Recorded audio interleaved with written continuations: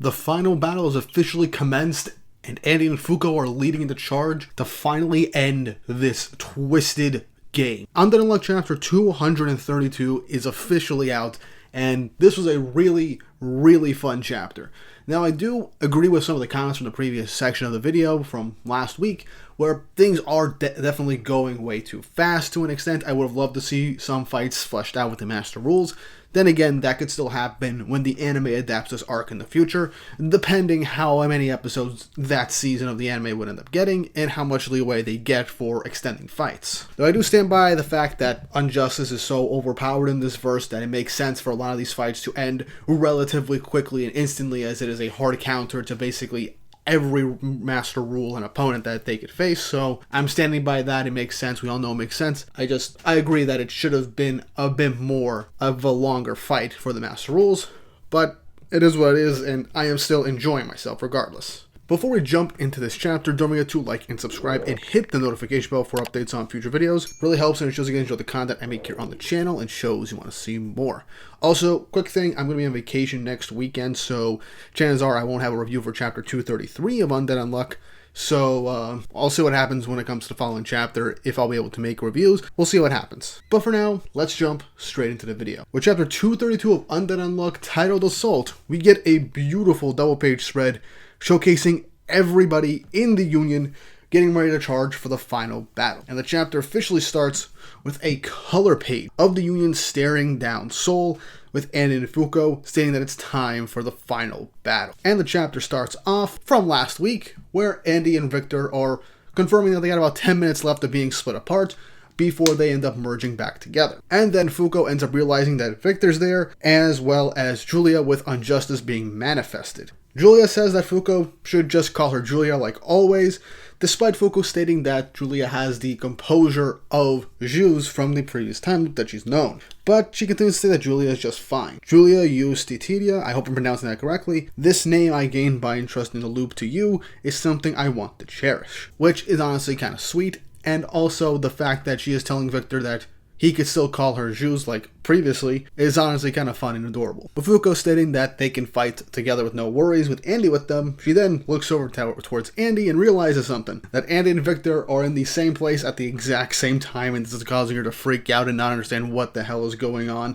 Because she figured that with everything that happened, Andy would turn into Victor temporarily to help awaken Unjustice. But Victor is saying that wasn't this on purpose? I mean, Andy was hit by death and was disintegrated, thus when Andy's soul/consciousness faded from that piece that was ripped off, Victor was able to come out and bring forth his own personality and regrow his body to utilize undead.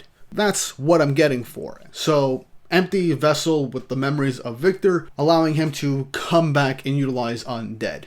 So, chances are it was just a happy coincidence that just coincided with the fact that Victor and Andy were so radically different that they were virtually like separate souls or splinters of their souls. At least that's what I'm getting at. But in the background, a light shines forth and then heads straight in front of Seoul, as it's time for him to deal with the first and final Master Rule, the first seat, Seoul. As Seoul is now implanted into his area right in front of Seoul, as he states, I'm sick and tired of watching pathetic glitches and your glitched moves. Listen here. Two of the exact same person cannot exist in this world. Souls are one per person. Even if it's a temporary soul, I won't allow it. If you're leading the party, make it clear. Which one of you is the main player, Undead?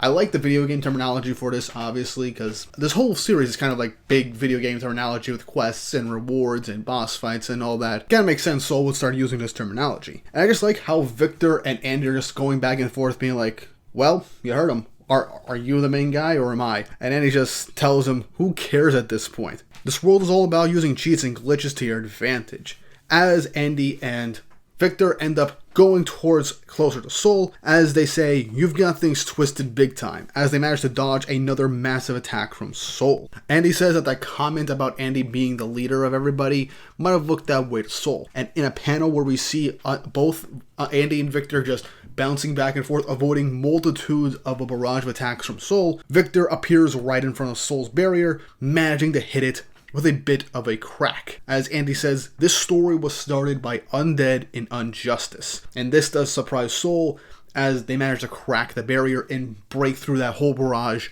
within an instant. Andy charges up his parts bullet, infusing it with his soul, as he says, Undead and Unluck took over the leads part way, but that's what you thought. But you're wrong. We were just the catalysts.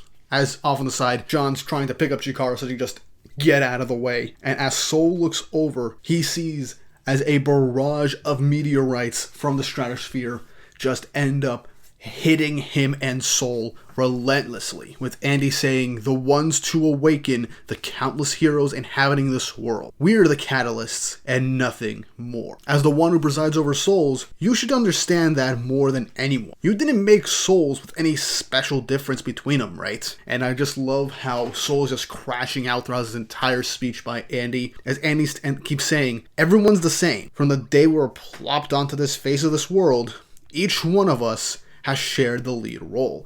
With another double page spread. We've had a lot of double page spreads in this chapter, but with this double page spread, we have every single member of the Union up in the air staring down Soul for an all-out assault. And he's saying that all of us shared the lead role is honestly really cool, considering the fact that while Undead Unluck is Andy and FUUKO's story, how everything panned out, and how we got to know each one of these characters and their journeys and their growth. They're all essentially the main characters at this point, which I think is kind of a nice message for the story, showcasing everything all these characters have been through throughout Undead Unluck.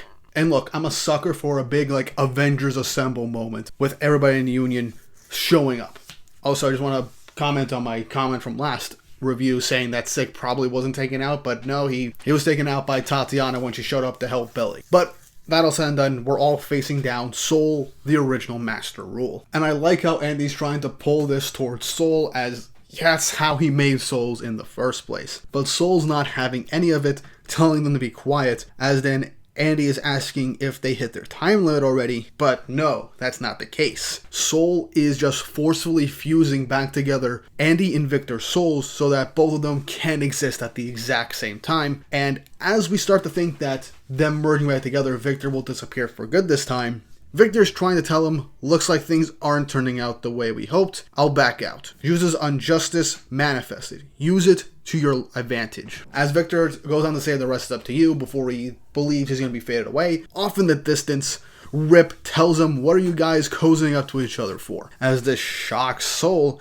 we then see that our boy Rip has come in to make the save, as he tells Andy that he's helped him out a ton and that he'd feel like crap if he was the only one not to make sure Andy gets a happy ending. And so, with guidance from Latla, Rip lunges an attack using Unrepair and his artifact to rip through the divide between Victor and Andy's souls, splitting them up permanently with the power of Unrepair, which is such a clever way to get around Soul's rule to just make two of our strongest allies in this instance merge back into one and be down one person and weaker than we originally would be. That's just really, really cool, considering that it's a nice utilization of this ability to keep both of our main players in play. I always love the creative uses for all of these negation abilities. But not wasting any time, Andy and Victor, with a united front, launch an unlimited Dead Road square at Soul to try and hit and defeat him, with them saying, you see that, Soul? You're up against the last and strongest Union. With,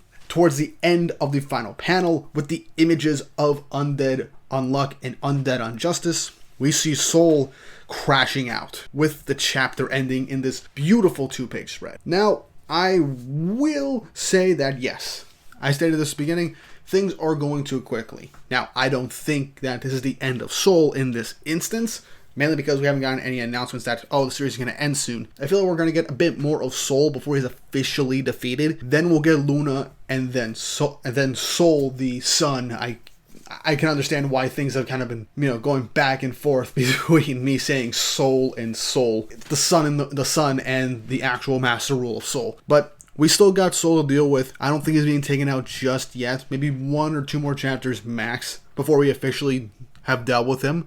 And then we'll finish off the main big bad, Sun and Luna. So, after that, we'll get to the end of Undead Unluck, which, again, probably beginning of 2025. But what do you guys think of this chapter? I really liked it, despite the fact that things are going very quickly, with everything going well for everyone. Something could potentially happen to shake things up a bit, but While I'm optimistic, I'm still having a great time with this series, and I'd love to hear your thoughts on the matter down in the comments section down below. And if you haven't already, like and subscribe and hit the notification bell for updates on future videos. Really helps, and it shows you guys enjoy the content I make here on the channel and shows you want to see more. Again, I will not be covering chapter 233. I'll be away on vacation, so I might do a double feature the following week, or I'll just skip 233 and just go straight to 234. We'll see what happens. But with all that said and done, I hope you all have an awesome day.